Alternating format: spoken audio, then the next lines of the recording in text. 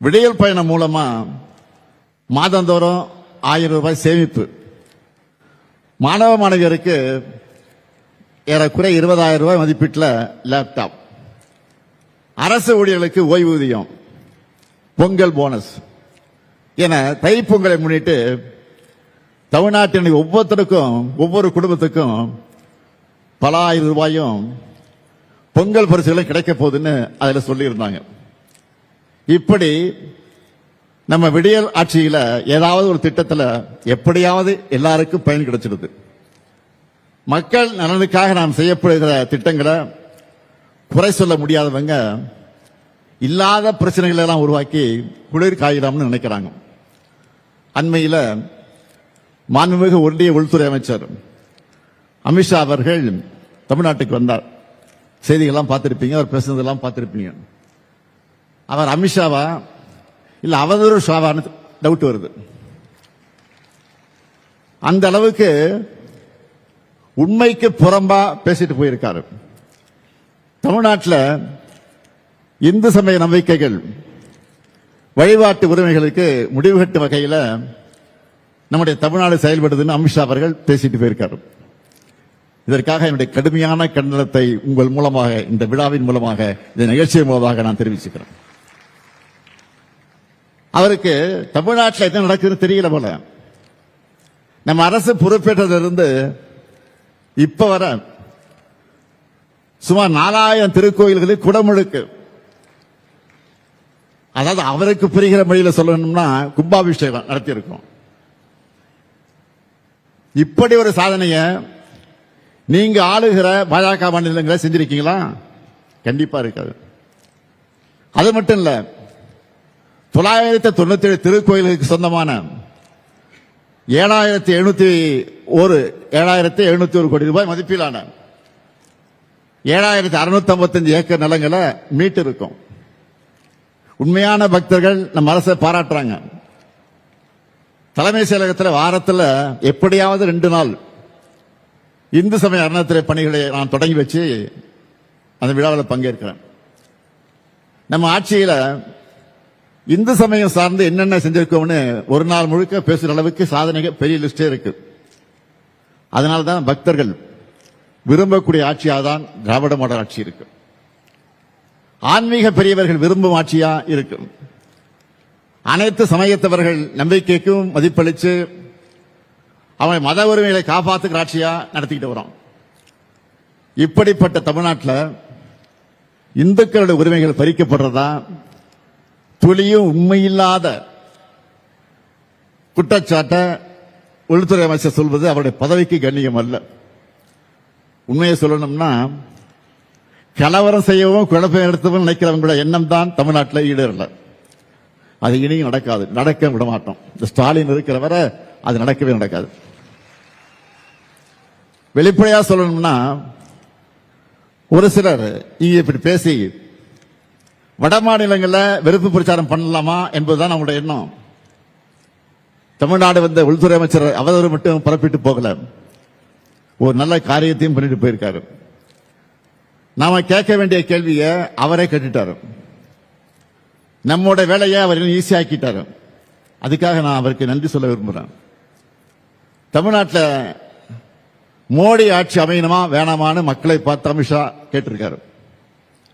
ஐயா, இதையே தான் நாங்கள் சொல்றோம். 2026 தேர்தலின் போது தமிழ்நாட்டை நாங்கள் ஆளணுமா இல்ல எங்கேயோ டெல்லியிலிருந்து நமக்கு சம்பந்தம் இல்லாதவங்க ஆளணுமா முடிவு செய்ததுதான் தேர்தல். இது தமிழர்களின் சுயமரியாதைக்கு இடம்பெற்றிருக்கக்கூடிய சவால். அதிமுக கூட்டணிக்கு வாக்களிச்சா பாஜக தான் தமிழ்நாட்டை ஆளணும்னு நாங்க சொல்லி புரிய வைக்க வேண்டிய அவசியம் இல்லை. அமித்ஷா அவர்கள் நேரடியாகவே ஒப்புதல் வாக்குமூலம் தந்திருக்கிறார்.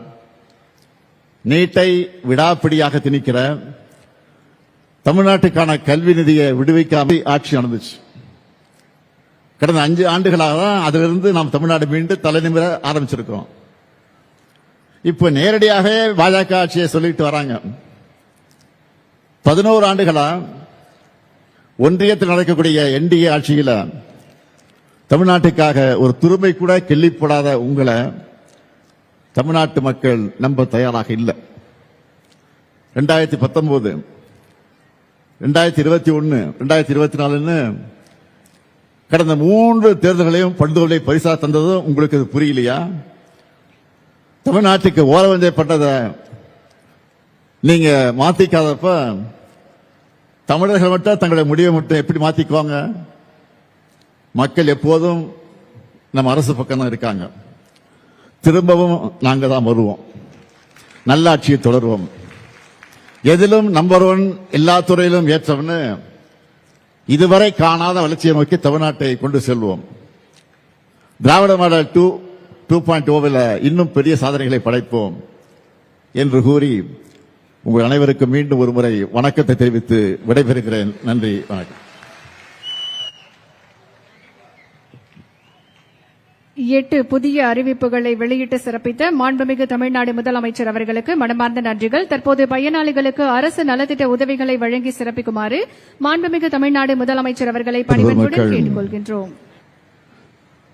பெரியசாமி அவர்களே, KKSSR ராமச்சந்திரன் அவர்களே, பெரிய கருப்பன் அவர்களே, சக்கரபாணி அவர்களே, நாடாளுமன்ற உறுப்பினர்கள், அருமை சகோதரி ஜோதிமணி அவர்கள், மாநகராட்சியினுடைய மேயர் இளமதி அவர்களே,